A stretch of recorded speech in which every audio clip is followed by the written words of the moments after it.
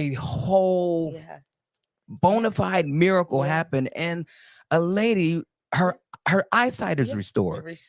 But I looked at you and your posture. You was just like, just she can see. I mean, healing is always so interesting because I don't think people always expect to get healed.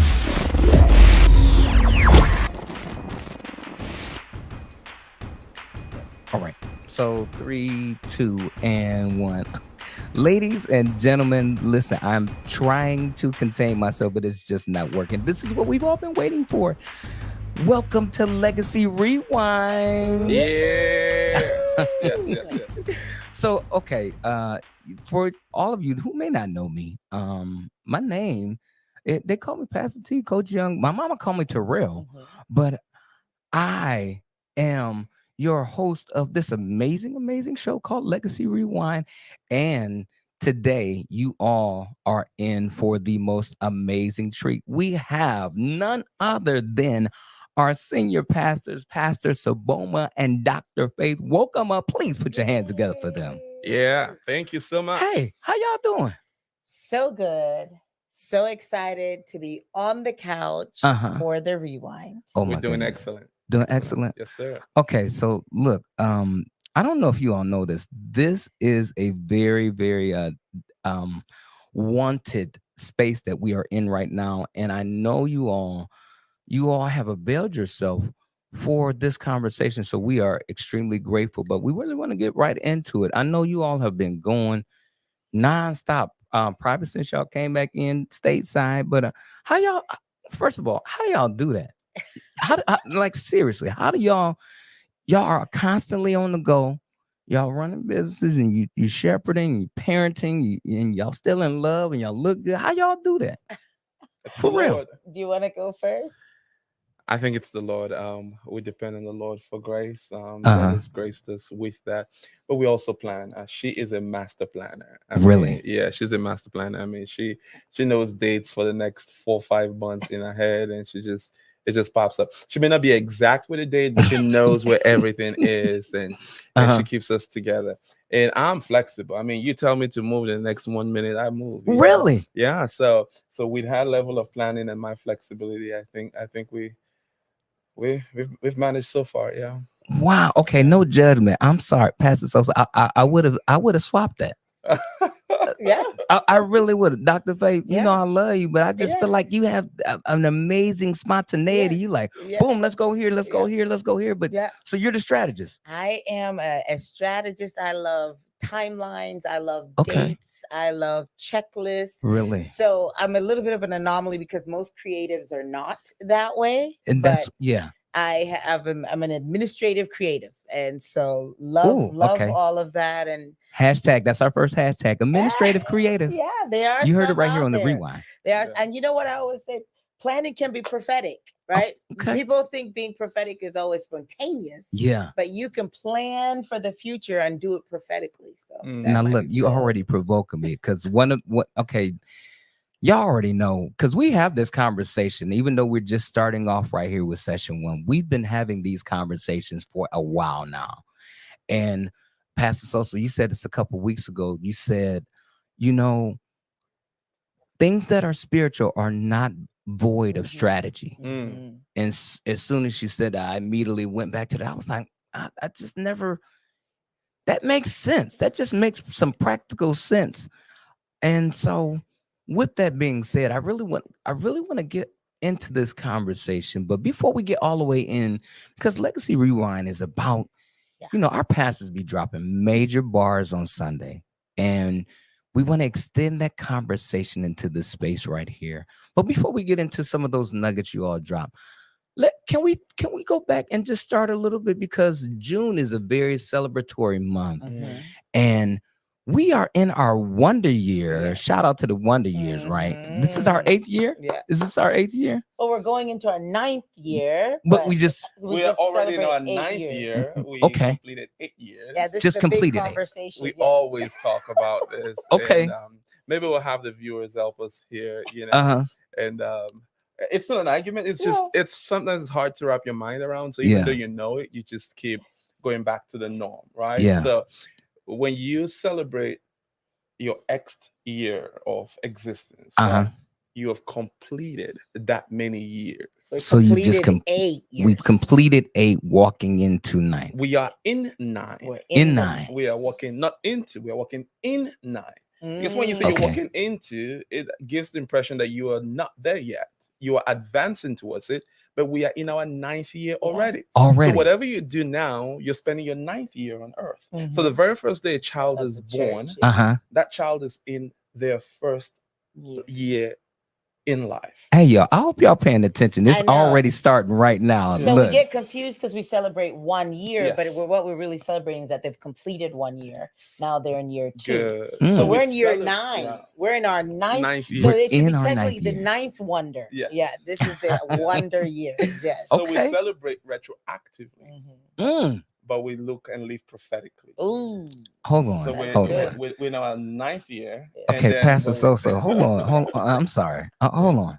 Can you just say that one more time? Because I already know whoever's watching this, I know you want to write that down. You said, say that one more time for me we again. live prophetically. Yes. We celebrate retroactively. I love that. Yes. Yeah, that's like that whole concept we talk about building memories of God, Yes. right? What He's Yeah. already Yeah. done, we establish a marker for it Uh-huh. and step into our future. So we're So- in our future, 9th year. 9th year. So it started with for me. Let me just speak from my own experience. It started with that wonder night. And so if I was to say, give me 3 words that would describe our night of wonder, that Friday night, what would your 3 words, the first 3 words that come to your mind? I'll say presence. I'll Presence. say wonder. Okay. And I'll say hunger. The people were really hungry. Yeah. Presence, wonder, hungry, and And hungry. hunger. Okay. What about you? Hunger. Yeah, there definitely was a hunger. I would say power, Yeah. expectation, Uh-huh. and glory. Power, expectation, and glory. Yeah.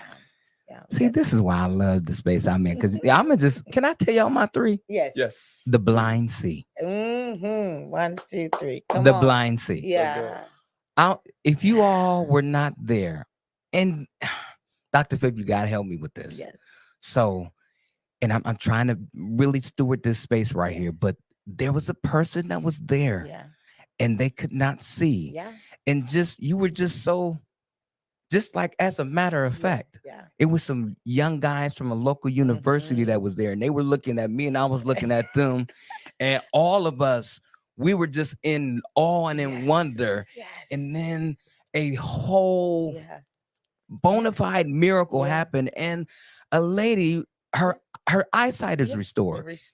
But I looked at you and your posture. You was just like, she can see. I mean, Help healing me. is always so interesting because I don't think people always expect to get healed. So even their response sometimes is interesting. So for her, she was blind in one eye, Right. and she could only see in the other. And then we were like, check, and she's like, I can see. And I won't lie, sometimes I'm in shock myself. So maybe that's why it may be like a delayed response. You didn't look shocked at all. You was just like, that's kind of what's supposed to happen. When she was trying to find the words, I knew what happened. I knew it. I knew what happened. And then there was somebody else who, while I was praying for this person, I heard them in their voice saying, I can see. Right. So before I even went to them, I knew that they could already now see more clearly. So powerful. So are miracles is that a norm for you? I mean, like that don't. Maybe I'm just new to it. That don't happen every day where I come from, and so when somebody's eyes is open up, that's just, I'm still in awe. Yeah. So we want that to be a norm here at Legacy. We want, to go beyond the headaches being healed to tangible, creative miracles. Of course, before I got married, I was nuts, just praying for everybody on the streets. And it's not that I got married and got, it's just I got more responsibility. So I don't have that much time, but I love having things like Wonder Night so we can see the power of God. Wow. That is so amazing. I love just establishing the biblical culture, the context of scripture, and just getting to see it lived out every day in our lives. So we moved from Wonder Night to like anniversary. Then you all have an amazing covenant brother and Pastor Jason Science. I really want to ask y'all this question, and because you all know this, we don't get to have them in this space often. So when you all are listening at someone else, are you all hearing them as pastors, or you are just believers in that space? Like how are y'all listening at the person who's presenting the message? I'm curious about that. That's a good question. Yeah, I mean, it's a great question. When I listen to people, it doesn't matter if they're bishops or a new convert. God's word is powerful, right? It doesn't matter where it's coming from. Of course, we do understand that it's a grace on particular people, and then the expression of that grace, even makes it more relatable and more powerful and all of that.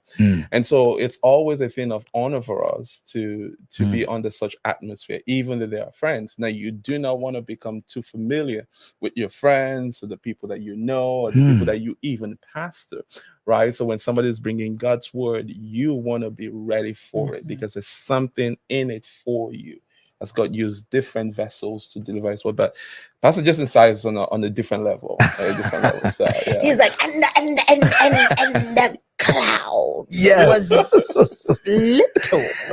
little, he has you hanging on the edge of your seat the whole time for the next thing. So I do want to answer that, though. I listen to everybody as faith. Like I look for those opportunities to be taught, to be encouraged, to be activated, to be sprung forward to the next level. That's probably why I act crazy at the front there, just jumping, because I want to receive from me, right? And I love it when we get collective words and the preach to everybody. But the other thing I get to do, though, is you get to study preachers, right? So as with him, I'm always, with Pastor Sides, I'm always looking at how patient he is in getting to his point. Right. And everybody has different styles, but he will work the text and lead us there slowly. And then boom, where some of us, I'm like, this is my big takeaway, write it down, So I love that. I'm also okay with the way I am, but there's always stuff that you could learn from other preachers, other speakers, how to put things together. So that is so interesting. I love, Pastor Sosa, you said not to become so familiar. And I do believe sometimes we can become so familiar with God's word, and we lose that awe. You brought up something when you said I am here in this space just as faith. What is it like to have your pastor also be your husband? Oh, Jesus. Oh my God. Well, when he met me, he told me, I don't care if you are a pastor, you need a husband. So what that let me know is that I could be myself, and I was going to have a friend, and I was going to have a partner, but I do have to be cognizant of his spiritual wisdom. So our expressions of God, so how God expresses himself in our lives is very different. But it doesn't make one more potent than the other. Sure. And so for me, being aware and respectful of how God speaks to him and how God uses him, and understanding it's what I need. Like, it brings balance, it brings healing. But it can be a little difficult. I think we need to hear from the pastor what it's like having. I was just going to say, sir, tell me about this. Help me out as a husband. But your wife carries a major weight in the kingdom. She just prayed for somebody and blinded eyes popped open, and she hears from God. What's that like, being married to this amazing individual right here? Yeah, it's interesting because I didn't know that it was something that I ever imagined would happen. I've always wanted to be married to a God-fearing woman, a strong woman, strong personality, strong dreams, all of that. But I didn't know that she'll come in this mold, right? So on the one hand, I'm learning and discovering her on a daily basis, right? And growing with that. But on the other hand, I'm also, I feel graced for it, because I don't know, just certain ways of looking at life that, you can see life as you're the main thing, or you can see life as you're the conduit of what God is doing. And if she's the conduit of what God is doing, then, I'll just use like the conductor, for instance. We use an electric cable carrying power, right? Yeah. The coil itself, which is the metal part of it itself, is what conducts the electricity. I'm just the cabling around that, just keeping her safe, making sure she doesn't shock people, stopping hazards, Yeah. But without her, there's no need for me, But I'm just the covering out there that just keeps it, keep it safe, and then without the covering, I would combust. Like it would be a hot mess. So God knows. Is it always like this? You all are such academics, and we talk. Those who follow you, we talk, and we're like, man, we have to prepare our minds for what's about to be presented because we're in class a lot. Like it may be a TED talk, it may be a conference, and this is any given Sunday. Y'all know if you go to Legacy and you are part of this community, you all know there's such a weight of and density to the preached word. And so with that being said, there's this quote that says, the wrong language can kill the right message. And I bring that up because shifting to our core values, right? And sons live in community. We were just coming in and I was thinking about this as a core value. And Pastor Sosa, you were saying this before. You're talking about every family needs core values and we have to live by these core values and this vision. And I really want, first, tell us, where did this language come from? This sonship, this principle behind this, where did this come from? Yeah, I think when we think about legacy, or when we talked about legacy, I think individually we have core values and we have words that define ourselves, right? Yours is to empower people, and mine is to give identity and language. And so combining all of that, in order to leave a legacy, you have to be part of a family. Inheritances only run through bloodlines. And so if you have to be part of a family, then we need to make sure that in the family we have sons. And then we know that sometimes in a family, you think you have sons, but some may be comparing, some maybe have past issues that we have to then help establish a culture for it. So that was some of my thinking, I believe our thinking as well, when we were thinking about the core values. So I think, somebody called her the linguistic apostle. Yeah, I think that's his wife. The linguistic apostle. Yes, she did. So core values are things that sometimes a lot of people kind of practice, maybe not in its fullness, but you cannot really have anything successful without intentionally or unintentionally having core values. Because they're the basis of your integrity, they're the basis of your consistency. So anything you do continuously and consistently, whether good or bad, are your core values. Right. Now, bringing that to the forefront and shaping that in a way that is intentional, but also positive, and giving language to it is what we do as core values, right? So churches do that. If you look at Jesus's life, if you look at the life of his disciples, every movement you would see core values. Would you say the Beatitudes were core values? Yes, those are core values. Right? Essentially, that's what Jesus is trying to instill as a way of life, that this is what you do. If you do this consistently and you shape your whole life around this, then those are your core values. What we want to do is we want to build a culture here that is intentional. So you know what we do. Because take, for instance, there's certain things that you do. If you don't give language to it, some people will say, oh, wow, you guys party too much. Or, well, we don't party like that, but you guys celebrate birthday too much. parties. That's a word. You guys celebrate too much, or you have too much fun, or you have too much. Why do the pastors dance or play kickball?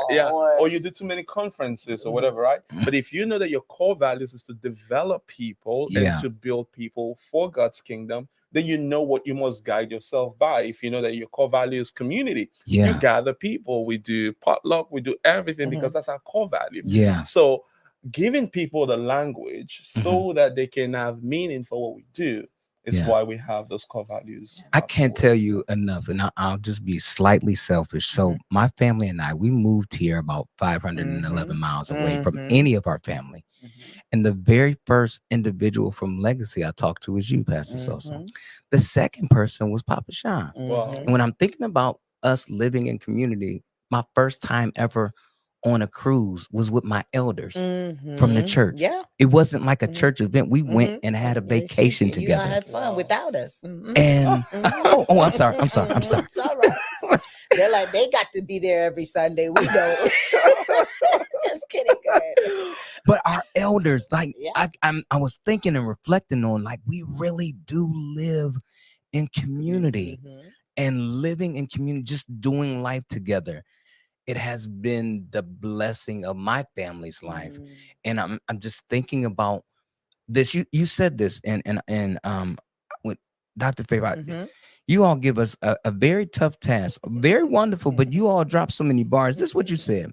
You said this. We all belong in community. We were never meant to live alone. You said in your teachings, businesses and churches, they build a culture of celebration. And so when I heard that, I was like, that is just, that's our lives. That is so true. Everything that we do centered around community, we do it together, and we really weren't made to live alone. Could you speak to those individuals maybe that they're like, there's a culture of independence and we got songs and anthems about I can do it by myself and I don't need anybody. But this is counter that culture. Talk to us about what you meant when you said that. That's so good. And it always brings me back to Pastor Soso's sermon he did a long time ago. I don't even know what the series was, but maybe it was a leadership topic, but he talked about how Adam was made and God, rested. But before he rested, he assessed his work. And when he assessed his work, he looked at Adam and he said, it is not good for man to be alone.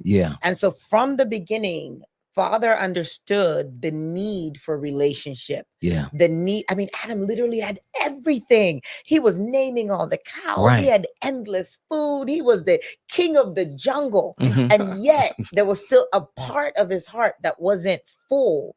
And the Father knew that that fulfillment would only come through relationship, and not just intimate relationship, but human beings. And then when you think about everything that God calls you to do, and we always say this, if it doesn't include other people, it's probably not God, because God dreams are always bigger than you. Like, in order for you to fulfill what you're fulfilling part of your calling right now. We needed to be here on this couch to help push and encourage you, right? We're going to keep pushing you, but you always need people. And so it's a lie of the enemy for those that may be at home feeling like I could do this by myself. Maybe you've been hurt or whatever in church. And this is the other thing. If you've been hurt in church, you need to get in a healthier church and be healed in church. You cannot heal in a particular area outside of it, right? So you heard me say, get in a healthier church, not a perfect church, but get in a healthier church where you can learn and identify those wounds and heal from them. But it's God's idea for us to do community. Wow. Okay, so listen, while we're winding up, because I first of all, thank you all again. I know you all are about to leave and go somewhere else and complete your assignment. So this is one thing that we really want to make sure that we call this the SPA of the message. Like, SPA is simply the sustainable, practical application. Come on, teacher. So help us with sons living in community. And we talked a little bit about it. Both of you all, give us some practical steps, 1, 2, 3, that this is something as an example of sons living in community. What would you say? I would say celebrating one another. I would say being there for one another in times of need, in times of grief, in times of pain, in times of celebration.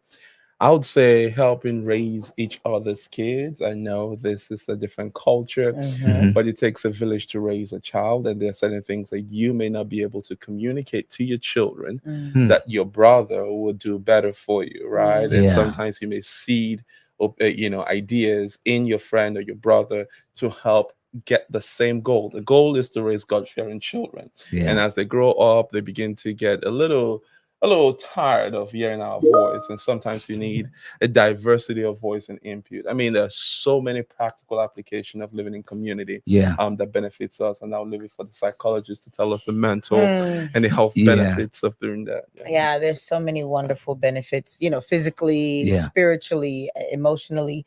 But what does it look like practically? I think that it is rejoicing together. It is mourning together. And I think that's one that people don't realize. When we talk about community, sometimes all we think about is fun. But community is going to the funeral. Community is visiting that friend that you haven't seen in a while and checking on them. Community is helping that single mother with the baby that is trying to get ahead in life. Like, that's what community is. So it's rejoicing, it's mourning, and it's intentionally not isolating yourself, intentionally working hard to be part of something bigger than you are.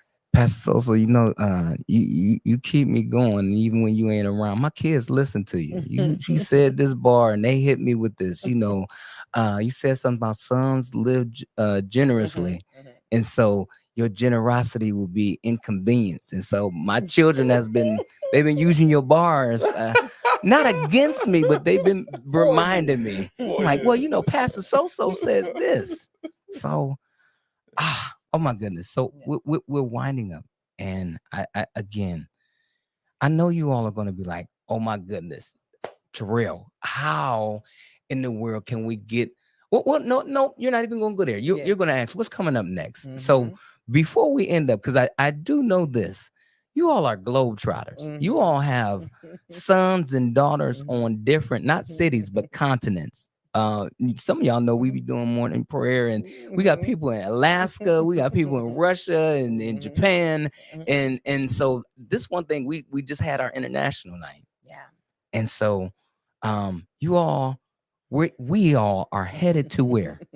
Malawi, Africa, and South Africa, Johannesburg specifically. Really? Yes. So you all are you have missions on your heart. Missions are on our heart. They are in our heart and on our mind. Yes.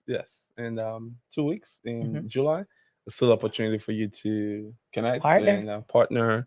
We want to pray. We want to take the gospel of Jesus to the world. I think we should open it up. We're going to have some days of prayer, the missions team, but we're going to open it up for those who want to join in and pray with us and for us and all of that. So look for that info. All right. So listen, there you have it. This has been Legacy Rewind. Enjoying those amazing bars, those amazing legacy nuggets in this conversational space. Ladies and gentlemen, would you please like, comment, subscribe, share, make some crazy noise for our senior pastors, Pastor Soboma and Dr. Faith Wokoma. This has been Legacy Rewind. We will see you when we see you. Love you. Thank you.